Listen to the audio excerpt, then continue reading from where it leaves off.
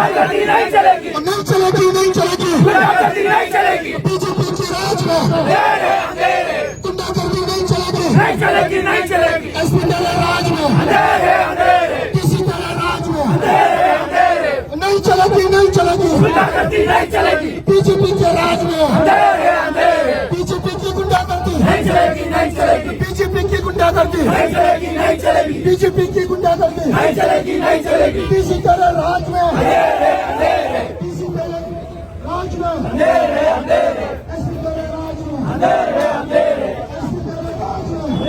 अंधेरे एसपी के राज में अंधेरे अंधेरे बीजेपी की गुंडागर्दी, नहीं चलेगी, नहीं चलेगी, बीजेपी की गुंडागर्दी, नहीं चलेगी, नहीं चलेगी, बीजेपी की गुंडागर्दी, नहीं चलेगी, नहीं चलेगी, बीजेपी की गुंडागर्दी, नहीं चलेगी, नहीं चलेगी, बीजेपी की गुंडागर्दी, नहीं चलेगी, नहीं चलेगी, किसी के राज में अंधेरे अंधेरे किसी के राज में अंधेरे अंधेरे किसी के राज में किसी के राज में मैं तभी कह रहा हूँ हम रोड पे भी बैठ सकते थे, हम डिस्टर्ब नहीं किया, इसलिए 30 साइड पे अगर कोई आना चाहता है उसको मत करें ऐसे। वो मेरे वर्कर पीछे खड़े हैं, बोले चलो बोले बहुत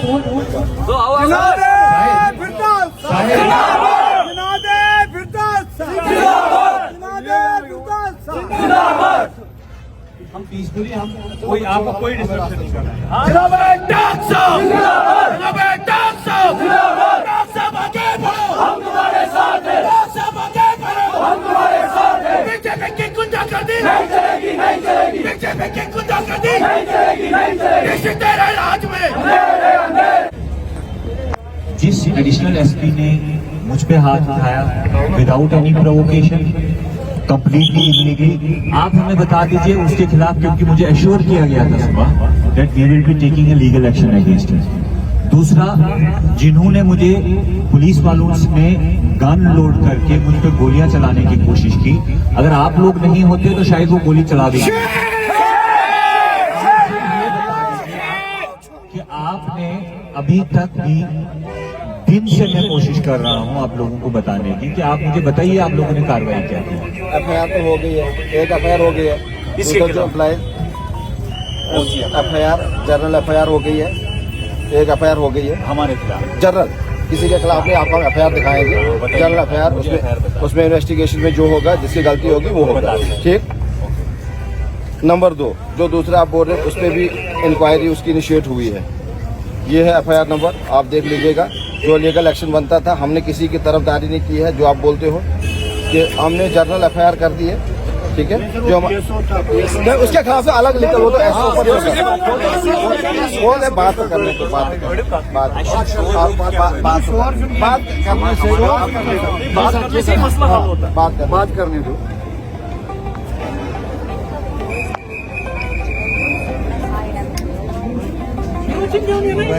क्या इसी में यार बात करो, ऐसे कोई नहीं आगे यार, बस ऐसे इनको आने दो, अलग है, ऐसे ऐसे किसी के बच्चे थे, छोटे छोटे बच्चे हैं, उनको क्या करना बच्चों को यार? तो वही ऐसे आगे बच्चों को छोड़ दो।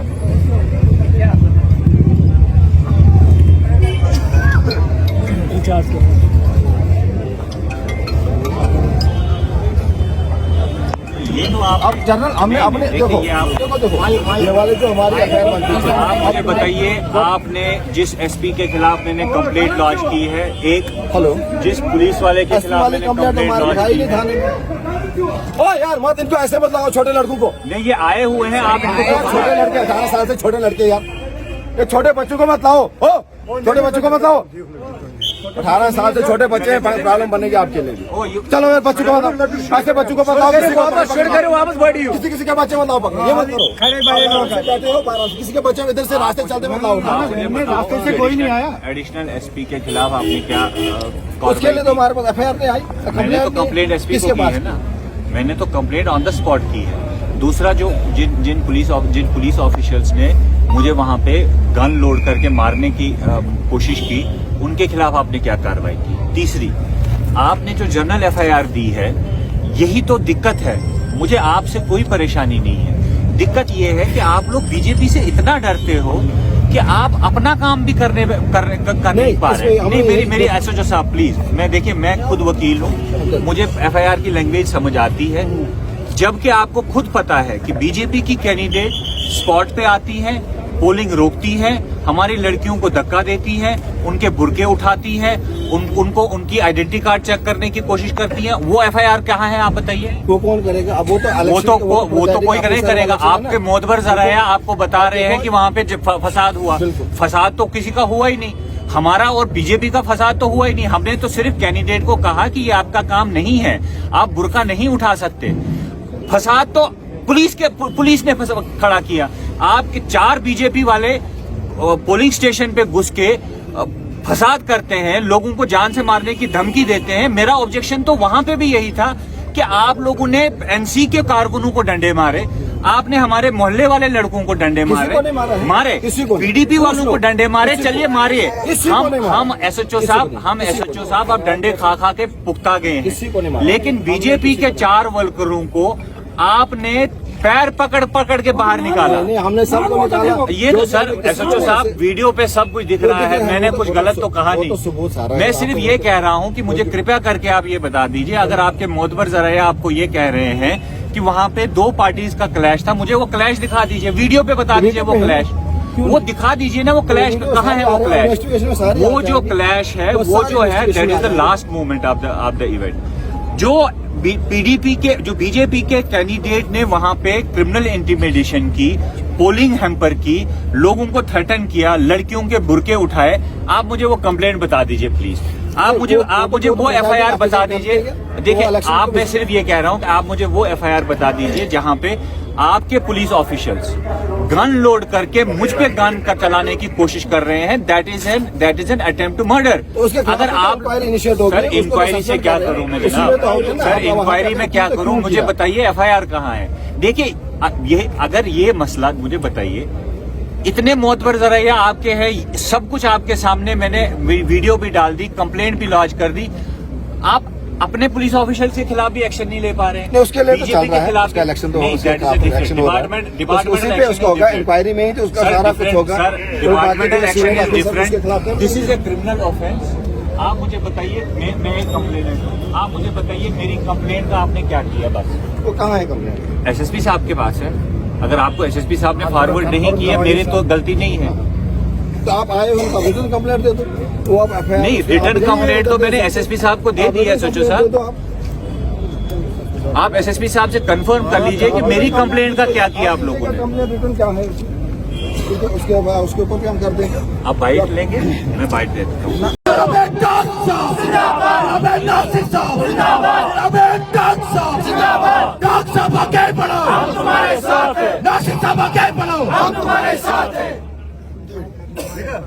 एक मिनट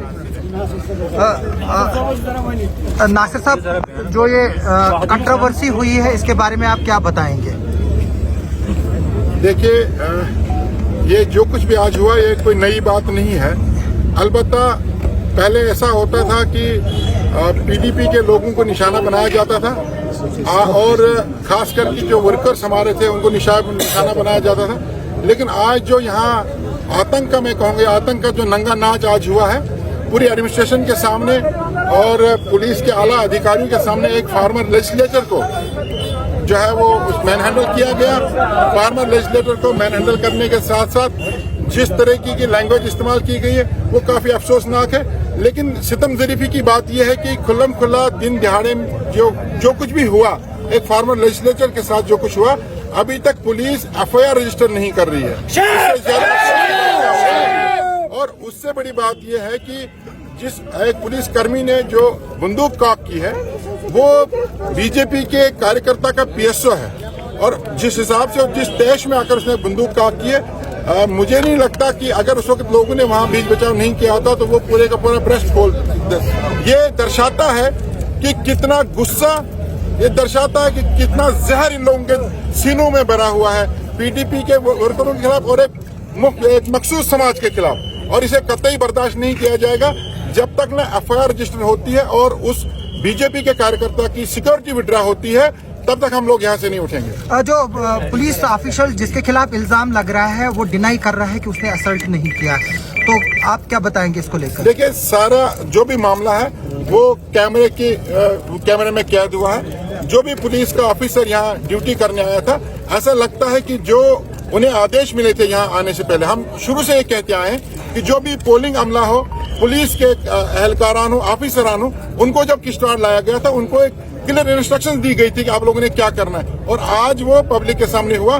वो पुलिस ऑफिसर जो कोई भी है, जब तक उसके खिलाफ एफआईआर नहीं लगती, जिसने एक फार्मर लेजिस्लेटर के साथ इस तरह का बर्ताव किया, मैनहैंडल किया, हम लोग यहाँ से नहीं उठने वाले हैं। और अगर ये इंतजामिया पुलिस एफआईआर रजिस्टर नहीं करती है तो मैं समझता हूं कि एक मैसेज पूरी पब्लिक के लिए है कि ये चुनाव जो है वो पूरे के पूरे चुनाव जो है किस माहौल में हुए हैं और किन लोगों को जिताने के लिए कराए गए। नासिर साहब, आप खुद कैंडिडेट हैं, क्या एक कैंडिडेट अथॉराइज्ड है किसी के आइडेंटिफिकेशन चेक करने के लिए?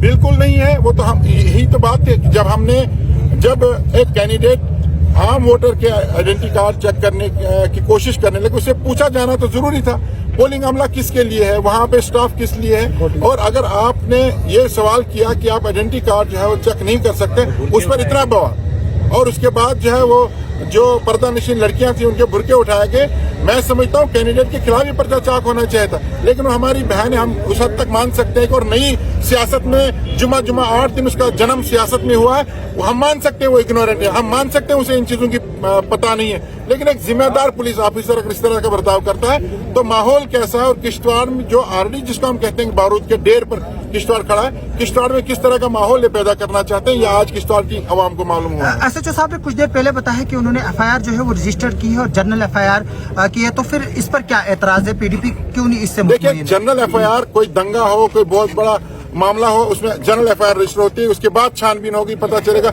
एक इंसिडेंट हुआ है, जो इंसिडेंट कैमरे की नजर में है, जो इंसिडेंट तमाम लोगों के सामने हुआ, एक लेजिस्लेटर को मैनहैंडल किया गया, उसके लिए जनरल एफआईआर लगाने का मतलब सिर्फ ये है कि इस पर जो है पर्दा डाला जा रहा है। जनरल एफआईआर रखे और उसके बाद एक रिटर्न कंप्लेंट दी गई है। जहां रिटर्न कंप्लेंट हो, जहां इंसिडेंट सब लोगों के सामने हो, वहां जनरल एफआईआर तो बनती नहीं है। ये कोई रात में चोरी हुई नहीं है कि जनरल एफआईआर लगेगी। ये कहीं किसी जगह कोई आग नहीं लगी है कि जिसका पता नहीं है कैसे लगी तो जनरल एफआईआर लगाएगी।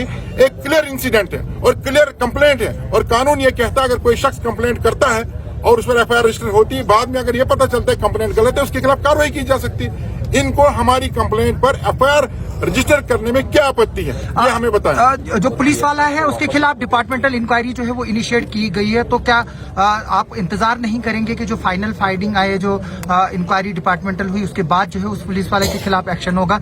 तो आप क्यों सिर्फ इंसिस्ट कर रहे हैं कि उस पुलिस वाले के खिलाफ एफआईआर की जाए विदाउट एनी डिपार्टमेंटल इंक्वायरी? देखिए, जहाँ डिपार्टमेंटल इंक्वायरी एक अलग चैप्टर है, एफआईआर कुछ अलग बात है। एफआईआर जब रजिस्टर होता है उसके बाद इन्वेस्टिगेशन स्टार्ट होती है। हाँ, जहाँ चीजें क्लियर नहीं है वहाँ एक प्रिलिमिनरी इंक्वायरी हो सकती है नए एक्ट के मुताबिक, लेकिन एक क्लियर इंसिडेंट है और रिटर्न कंप्लेंट है, इसमें प्रिलिमिनरी इंक्वायरी की कोई गुंजाइश ही नहीं बनती।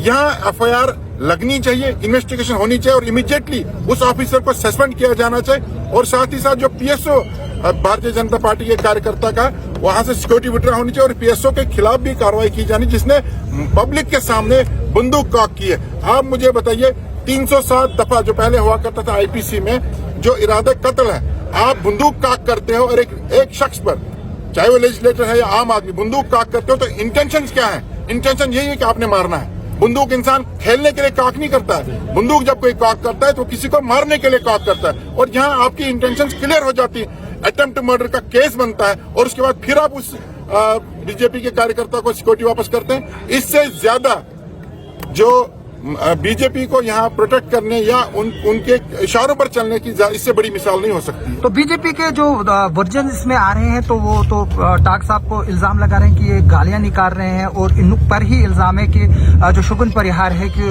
उसको जो है इन्होंने हैकल किया है। देखिए, वो सारे मामले जो है वो सब ने रिकॉर्ड किए हैं, उसके वीडियोस बने हुए हैं। अगर ऐसा मामला है उस पर भी इंक्वायरी करें, अगर ऐसा कुछ मामला है। लेकिन जहां मर्डर करने का अटेम्प्ट किया गया, जहां असॉल्ट हुआ, उसमें कोई गुंजाइश नहीं है कि ये लोग उसमें आनाकानी करें, उसमें डिले करें। वहां एफआईआर लाजमी है। उसके बाद अगर उनकी तरफ से कोई एलिगेशन है उस पर भी तहकीकात, सभी लोग सबके सामने तो ये सारा मामला हुआ है, कोई बात छुपी हुई तो है नहीं। ये पुलिस जो है वो सिर्फ एलिगेशन और काउंटर एलिगेशन इस तरह का माहौल बना करके जो मेन इंसिडेंट हुआ उस पर पर्दा डालने की कोशिश कर रही है। अगर पुलिस एफआईआर नहीं करती है तो अगला कदम क्या रहेगा आपका? देखिए, क्या इसी तरह से आप यहाँ धरने पे बैठेंगे? क्योंकि फिलहाल तो हम पुलिस का कहना है लोग भी परेशान हो रहे हैं। देखिए, जब अगर पुलिस को लगता है कि लोग परेशान हैं तो बताएं कौन से ऐसे लोग हैं जो परेशान हैं। हमने कोई ट्रैफिक बंद नहीं किया हुआ, हम पुलिस स्टेशन के बाद, और मैं आपको याद दिला दूं, इसी पुलिस स्टेशन के बाहर एक सिटिंग होम मिनिस्टर भी बैठे थे। ये पुलिस स्टेशन जो है शुरू से ही भारतीय जनता पार्टी का ऑफिस रहा है। ये आज हम नहीं कहते, हम बहुत अरसे से कहते आए हैं, लेकिन अगर कोई सुनेगा नहीं, हम तब तक यहीं बैठेंगे। उसके बाद आगे की क्या रणनीति हमारी को हम बताएंगे।